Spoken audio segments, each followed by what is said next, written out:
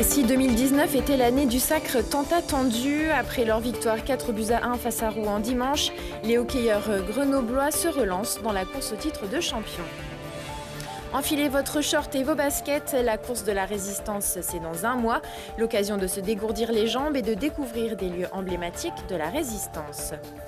Et parce que la culture n'est pas réservée à l'élite, le Secours populaire organise depuis 3 ans une visite guidée du musée de Grenoble, entièrement réservée à ses bénéficiaires, une journée particulière pour ses 180 personnes.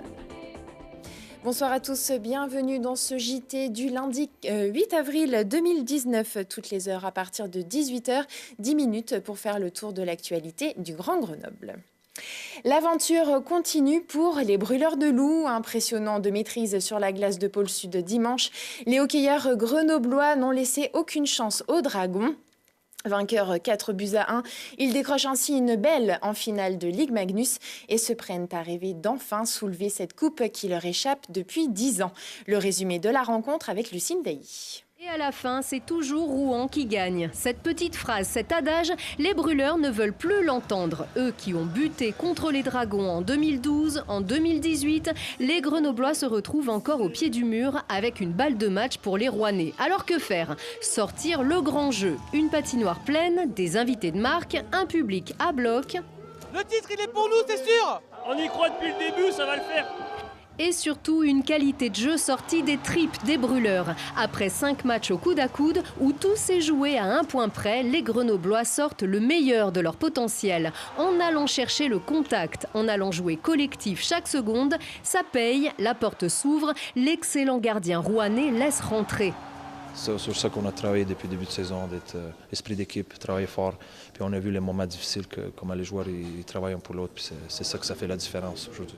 Tout le monde a mis l'engagement qu'il fallait, tout le monde s'est sacrifié pour le groupe, s'est donné à 120%, donc ça a donné ce résultat-là. Maintenant, surtout pas changer d'état d'esprit. Et garder l'euphorie d'une victoire enfin plus large, 4-1. Grenoble s'offre la dernière chance d'aller piquer le titre à Rouen, sans l'avantage de la glace, mais avec ce petit ascendant psychologique et cette lucidité avant le déplacement en Normandie. On n'a rien gagné encore, pour rester calme. Il faut rester concentré sur ce qui nous attend mardi. C'est celui qui voudra le plus qui gagnera, hein, indépendamment de jouer à domicile, à l'extérieur. C'est 2 équipes qui se valent et maintenant c'est celui qui en voudra le plus.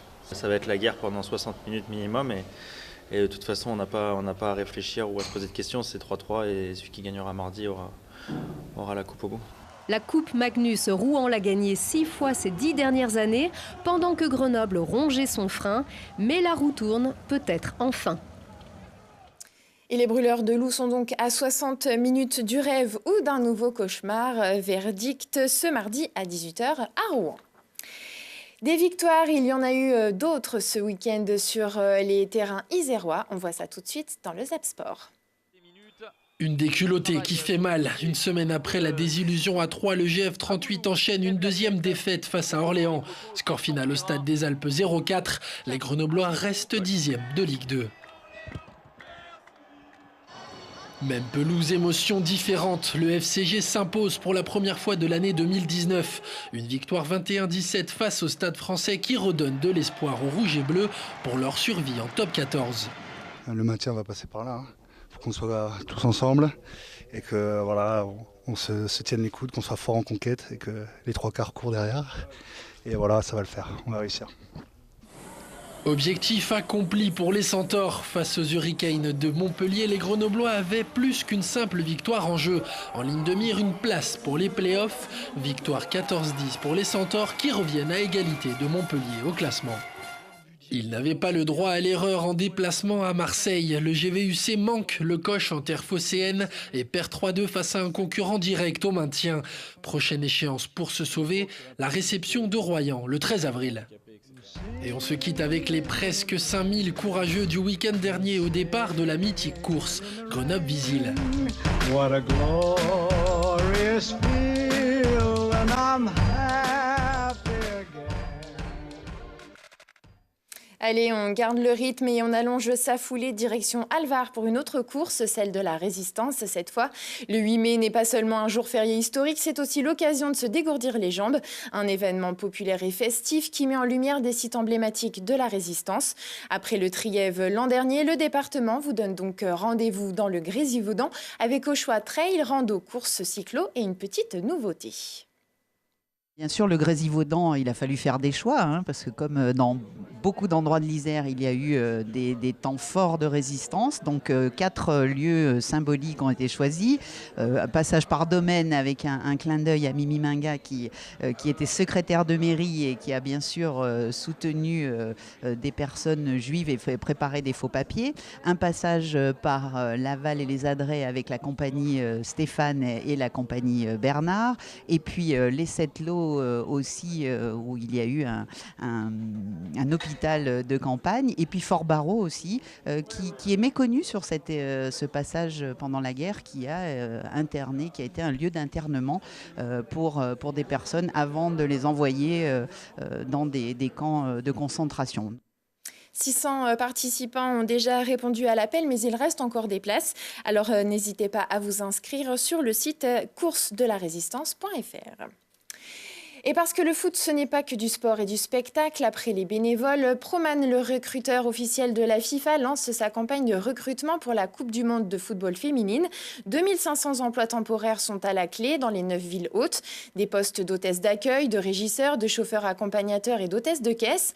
Pour aller à la rencontre des candidats, un bus pour l'emploi sillonne actuellement la France. Il sera de passage à Grenoble ce mardi et stationnera place Félix Poula de 9h à 18h.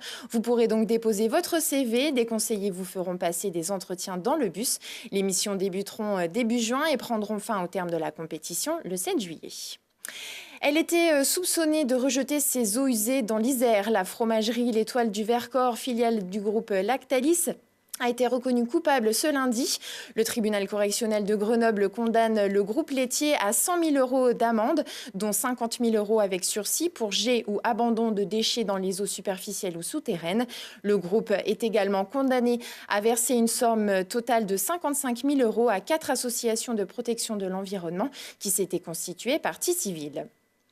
Justice toujours et du nouveau dans l'enquête du corps en partie calciné retrouvé vendredi dernier rue de Stalingrad à Grenoble. 2 hommes se sont présentés ce lundi midi au commissariat de Grenoble. Ils ont été placés en garde à vue et sont actuellement entendus par les enquêteurs. L'autopsie a quant à elle révélé que la victime, un jeune homme de 19 ans, avait reçu 90 coups de couteau avant et après sa mort. Eux aussi avaient pris la fuite avant d'être rattrapés par la police. Le verdict est tombé dans l'affaire dite Air Cocaïne. Les 2 pilotes, dont l'Isérois Bruno Odos, ont été reconnus coupables de trafic de drogue. La cour d'assises spéciale d'Aix-en-Provence les condamne à 6 ans de prison. Ils ont d'ores et déjà annoncé vouloir faire appel de la décision. Parce que l'art n'est pas réservé à l'élite. Samedi, près de 200 bénéficiaires du Secours populaire ont pu découvrir les collections du musée de Grenoble. Une journée particulière pour sensibiliser un public souvent éloigné de ces lieux culturels. Des visites thématiques et des ateliers créatifs étaient proposés. L'objectif, lever les freins d'accès à la culture et rompre l'isolement. Une initiative lancée conjointement il y a 3 ans par le Secours populaire et le musée. On est allé dans plusieurs salles, on a vu des œuvres, des sculptures, on a vu comment ça a été peint, en quelle année, comment et quand. On a appris plein de choses et du coup c'était super.